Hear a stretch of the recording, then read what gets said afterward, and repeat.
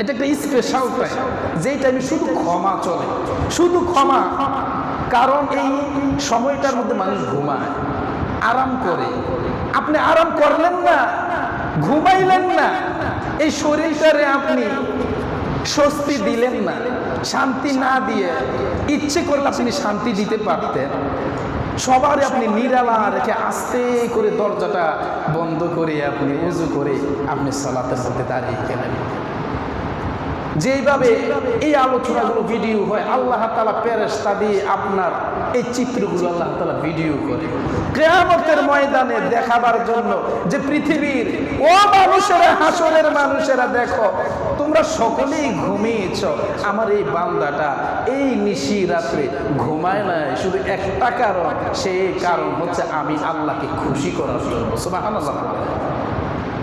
যেই বান্দা আল্লাহর খুশি চায়, আল্লাহ তাআলাকে খুশি করতে চায়, রাজি করতে চায়, আল্লাহ তাআলা বলে বান্দা তোমার আর জান্নাতের চিন্তা করতে হবে না, তুমি খুশি করলা আমাকে আর আমি খুশি করে দেব তোমাকে।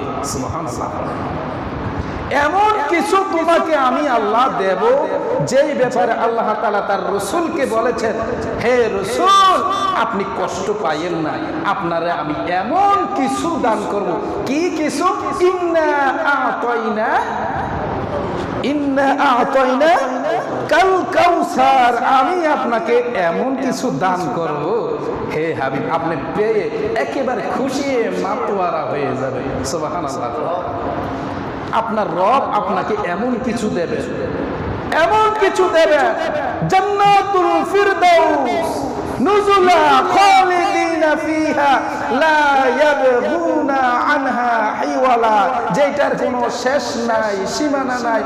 এটা কোন শান্তির কখন গিয়ে শেষ হবে, সেইটার শান্তির কোনো শেষ সীমানা নাই। যেখান থেকে বান্দা তোমাকে বের করে দেওয়া হবে না, এমন একটা দামি জান্নাত তোমাকে দান করা হবে। সুবহানাল্লাহ। পড়ে শুধু আল্লাহকে খুশি করলে চলে, আপনি জান্নাতের জন্য কাঁদতে হবে না, জান্নাতের জন্য আপনি কান্নাকাটি করতে হবে না, আপনি আল্লাহকে পাওয়ার জন্য কান্নাকাটি করেন। হে রব আপনি আমার প্রতি খুশি হয়ে যান, আপনি আল্লাহ আমার প্রতি খুশি হয়ে যান, আপনার মন মতো চলার তৌফিক দেন আমাকে।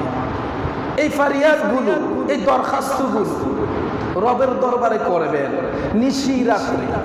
রাসূলুল্লাহ মুহাম্মদ সাল্লাল্লাহু আলাইহি ওয়াসাল্লাম সহিহ আল বুখারীর মধ্যে হাদিস আসছে, হাদিস শরীফে নবী বলেন, যেমনি ভাবে একটা গাভী বাটের মধ্যে দুধ দোহন করা হয়, বাট থেকে দুধ দোহন করা হয়, দোহন করার পরে সেই দুধটুকু সেই বাটের মধ্যে ফিরিয়ে দেওয়া সম্ভব না। সম্ভব হয়? আপনি দুধ ফিরিয়ে দিতে পারবেন আবার বাটের মধ্যে? সম্ভব না। নবী বলেন যেমনি ভাবে এই দুধটুকু বাটের মধ্যে ফিরিয়ে দেওয়া অসম্ভব, সম্ভব হয় না যে মানুষগুলো সেই রাত্রে বেলা, নিশি রজনী রাত্রে চোখের পানি ছেড়ে দেয়, কান্না করে অজুর ভাবে গুনার জন্য আল্লাহর কাছে কাঁদে। আমার রাসূল বলে সেই উম্মতটা, সেই বান্দাটা যদি জাহান্নামীও হয়ে যায়, যত বড় গুনাহগার হোক না কেন, তাকে ফেরেশতারা যত ভাবেই হোক না কেন জাহান্নামে নিতে চাইলেও ঠিক ততটুকু অসম্ভব হয়ে যায়। যেরকম সুবহানাল্লাহ। আমার ভাইয়েরা, এই জন্য আপনি জানেন না, দুইটা জিনিস আল্লাহ তাআলার কাছে অনেক প্রিয়, দুইটা জিনিস আল্লাহ তাআলার কাছে অনেক প্রিয়। সেই এক নাম্বার জিনিস হলো আল্লাহ তাআলার কাছে সবচাইতে প্রিয়, যেটা হলো বান্দা আল্লাহ তাআলার পায়ে সিজদা দিবে। সুবহানাল্লাহ। কোন কি দিবে? কি দিবে? সিজদা দিবে। ভাই খেয়াল করেন, এই যে আমরা অনেকে মনে করেছি আল্লাহ তাআলার কাছে সবচাইতে হয়তো প্রিয় হবে এইভাবে হাত উঠানো। আপনি কি জানেন হাসরের ময়দানে নবী সাল্লাল্লাহু আলাইহি ওয়াসাল্লাম উম্মতের জন্য কি হাত তুলে আল্লাহ তাআলার কাছে দরখাস্ত করবেন নাকি সিজদা দিয়ে? কথা বলে না। হাত তুলে না সিজদা দিয়ে?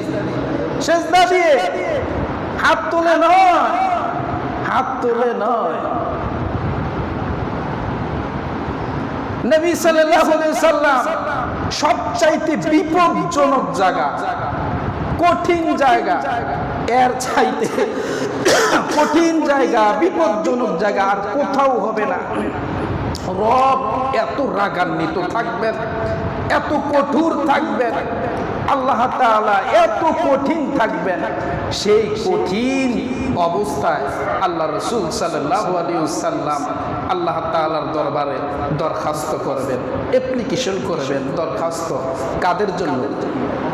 উম্মতের জন্য, আমাদের জন্য দরখাস্ত করবেন। অন্যান্য নবীরা তখন খবরই থাকবে না, এমন অবস্থা হয়ে যাবে। আল্লাহ তাআলার অবস্থা দেখে, কঠোরতা দেখে আতঙ্কিত হয়ে যাবে। রসুলকে বলবে আপনি দরখাস্ত করেন। সেই দরখাস্ত আল্লাহ রসুল হাত তুলে করবেন না, তিনি সেজদায় পড়ে যাবেন, সেজদায় পড়ে কান্নাকাটি করবেন। রব্বি হাবিলি উম্মতি, কান্নাকাটি করবেন। আর আল্লাহ তাআলা সেই সিজদা কবুল করবেন আর উম্মতদেরকে ক্ষমা করবেন, জান্নাত দিবেন। সুবহানাল্লাহ। সম্মানিত হাজিরিন, এই জন্য মূল কথা আপনাদেরকে বলছি। এই জন্য ভাইয়েরা, যখনই আমরা সময় পাই, যদি আমরা পাই, আমাদের শরীরের মধ্যে এখনো রক্ত আছে, মাংস আছে, আমরা এখনো সুস্থ আছি, আমরা এখনো সুস্থ আছি। সুস্থ অবস্থায় থেকে আমরা যদি একটা বারের জন্য রাত্রিবেলা উঠে, নিশি রাত্রে উঠে যদি আল্লাহ তাআলাকে একটু নিজের কথা, মনের কথাটুকু, গুনার কথাটুকু যদি আল্লাহ তাআলার কাছে শেয়ার না করতে পারি, না বলতে পারি, তাহলে কিসের উম্মত হইলাম? কে উম্মত হইলাম? একজন বন্ধু বন্ধুরে পাইলে, বন্ধু তোর লগে কথা আছে,